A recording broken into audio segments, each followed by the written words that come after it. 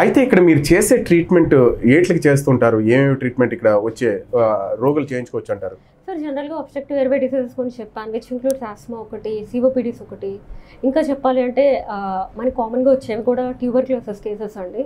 జనరల్గా lung tuberculosis, extra pulmonary tuberculosis ఇవన్నీ కూడా నేను ట్రీట్ చేస్తాను. Bronchitis, airway irritative airway reactive condition అండి బ్రాంకైటిస్ కూడా.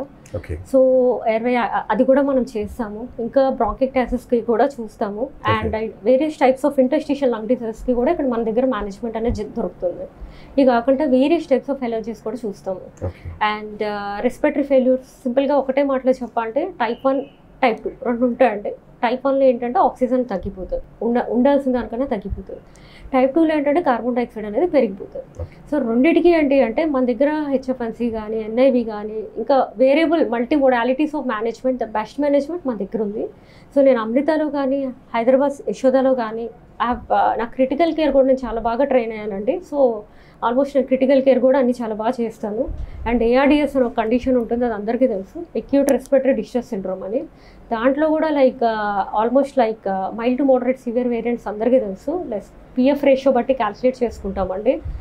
Up to 100, less than 300, 300 to 200, 200 to 100, less than 100. So mild moderate severe variants కింద అవన్నీ కేటగరైజ్ చేసుకుంటాం, క్లినికల్గా చూస్తాం. ఏదైనా కేసు ఒక సివియర్ వేరియంట్లో ఉంటే కూడా మనం ఇంట్యూబేట్ చేసి పేషెంట్ని చాలామంది ఇక్కడ రివైవ్ చేయడం అనేది జరుగుతుంది.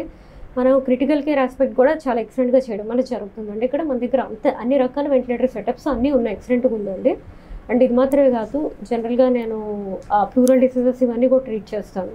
సింపుల్గా ఒక మాటలో చెప్పాలంటే ప్లూరా అంటే ఏంటి అంటే ఏదైతే లంగ్ ఉందో ఆ లంగ్కి బయట 2 లేయర్స్ ఉంటాయండి.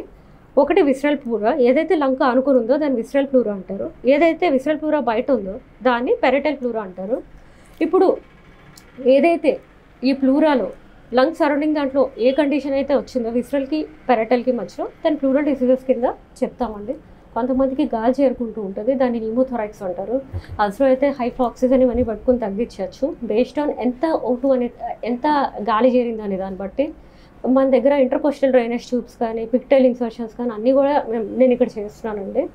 అండ్ ఇంకొక సందర్భం ఉంటుంది, ప్లూరల్ ఎఫ్యూజన్ అంటారు. రికరెంట్గా తరచుగా ఇప్పుడు క్యాన్సర్ అవనివ్వండి, cardiac problem, liver problem, kidney problem, ఇక డిఫరెంట్ టైప్స్ ఆఫ్ క్యాన్సర్స్ ఒక 30-40 కారణాలు ఉంటాయండి ప్లూరల్ ఎఫ్యూజన్ అనేది రావడానికి.